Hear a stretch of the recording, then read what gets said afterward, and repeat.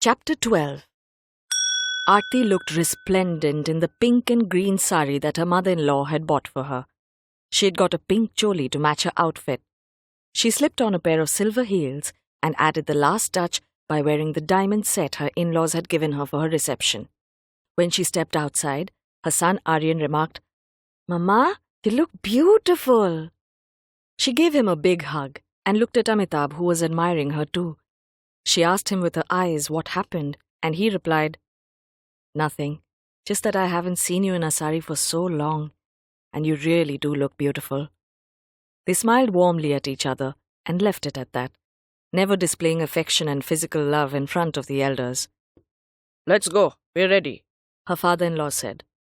My, we should take a photo of all of us. We've never all dressed up to go somewhere together.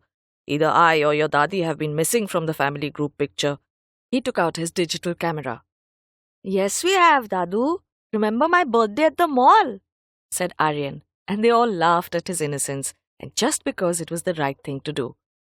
Once they had finished clicking photos, Amitabh went to get the car ready, while Aarti walked with her mother-in-law outside.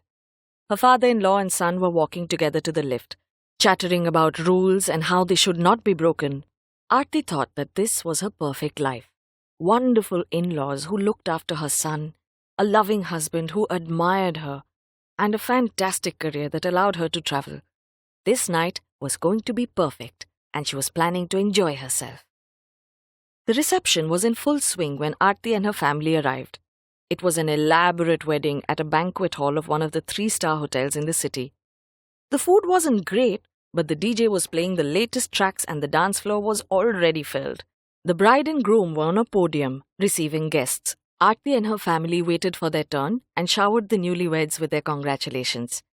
Then they dispersed. Her father-in-law started chatting with some relatives, and her mother-in-law sat with a few of her friends, while Aarti brought her a plate of food.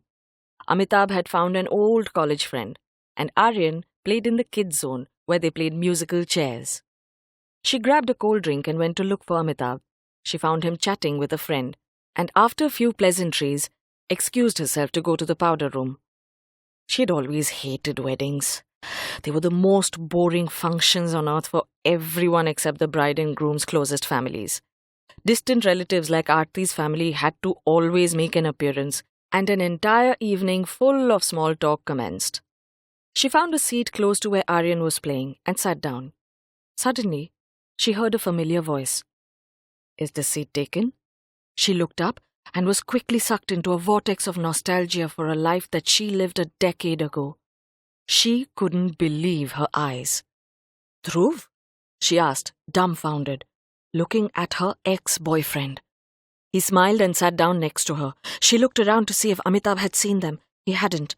He was too far away. "What are you doing here?" she asked. She realized she was uncomfortable with his presence.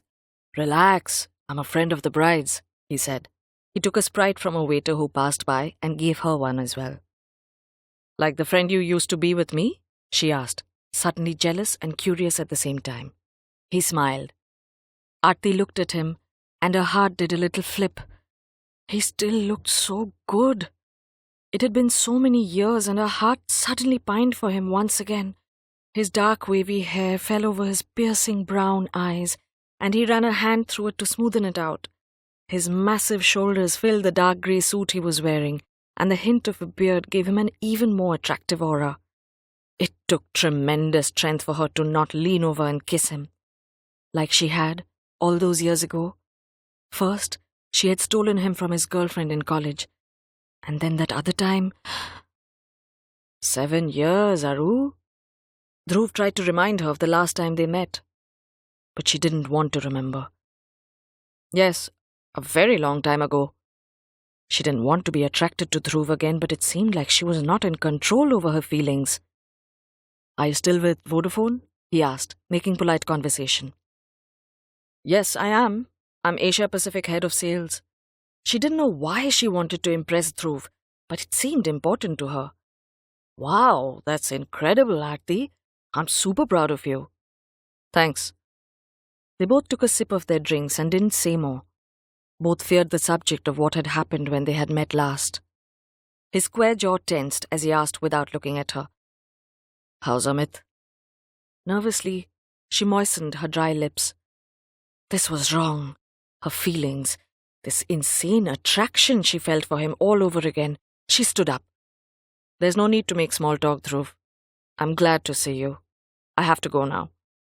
He got up, grabbed hold of her hand and yanked her towards him, holding her closely by the waist as she came close, and caught a whiff of his freshly washed hair.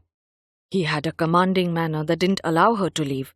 He whispered in her ear, "Don't go, please. 5 minutes.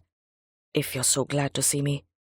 His burning eyes held her still, and Aarti didn't know what compelled her to stay. In that minute, if she had walked away, life would have been very different. But temptation is the mother of all evil, and Aarti had made friends with it. She pulled away from him, sat down, and composed herself. He sat beside her and held her hands. "I've missed you, Aarti," he said, with a faint tremor in his voice. Her tone was unapologetic. "We decided that we wouldn't see each other again. It was a promise we needed to keep for our families." Well, guess what? He said with a hint of sarcasm. "My wife and I aren't really getting along. We've separated, so I'm not breaking any promises here." Aarti was surprised and more uncertain than ever. "What?" He nodded. "I couldn't be with the woman I love, so God punished me with the woman I despise." "But what about Rohan?" Aarti asked. His son was just a little older than Aryan. "He's with his mother, and thankfully I can see him whenever I want. But Aarti, let me tell you, it's not easy." His voice was filled with distress. "I would love to see my son every day. I would love to take him to school. But I can't stand his mother. We've even stopped being cordial. I don't know what she feels in his mind. And she refuses to give me a divorce. She says I can live separately and have as many women as I want, as long as I never dissociate myself from our marriage. She just wants to remain Mrs. Dhruv Khanna. I don't even know what that means if you've stopped loving and respecting each other." He took a deep breath as Aarti pondered over what he had just said. Was there love and respect in her own marriage? He continued, "All I want is freedom from this useless institution. All I ever wanted was a child. But Indian law never allows a man to adopt alone. And a marriage is the only way one can procreate and be a part of your offspring's life. What a useless system." Aarti merely stared, tongue-tied. There were so many things she needed to tell him. So many reasons they should have been together. She longed to reach out and hold him, tell him that she would always be there for him, that she should never have done what she did, and that maybe this was a sign that they needed to be together. Instead, she clenched her fists tightly and closed her eyes.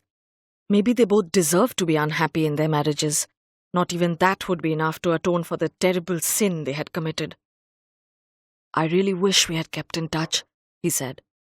"I know I wasn't good enough for you, and that's why you chose Amit. I didn't give you a commitment when you asked for it." No, Dhruv." She choked back a cry. "I shouldn't have cheated on you with your best friend. It was all my fault. I never meant to hurt you. That's why I came to apologize that night." Her voice trailed away as she recollected how she had pretended to be out of town, but gone to meet Dhruv at a hotel. She had gone with the purpose of leaving her ghosts behind. And yet, somehow, she had only created new ones. Ghosts that now stared her in the face. "I forgave you long back, Aarti. You didn't have to come to me that night. But I'm glad you did. You gave me another lease in life. And here you are again, like a breath of fresh air. It's a sign." She looked at him, half in anticipation and half in dread. "What?" "I believe in signs now. A reason why you are here today. It's because something is about to happen. We just don't know it yet." Aarti looked at him incredulously, wondering if he had gone mad, and that was the reason why his wife didn't want to stay with him. Before she could respond, Aarti saw from the corner of her eye that her son was looking for her. She wanted to find out more about Dhruv and his life, but she knew that if she stayed, There would be disastrous consequences. She needed to leave quickly. She hastened the conversation by putting her hand on his arm softly and saying, "You stay strong. I have to go. Amit will be looking for me." "It was good to catch up with you, Dhruv. Just adjust a little more in your life. You'll be fine. I wish I could chat. I need to go. Goodbye." Dhruv looked at her pleadingly. "Goodbye, Aarti. Take care." Aarti walked towards her son, who was calling out to her. She gathered him up in her arms and walked towards Amitabh. She was done with this wedding. She needed to leave immediately. Thankfully, Dhruv had got busy with someone else and didn't notice Aarti picking her son up and leaving.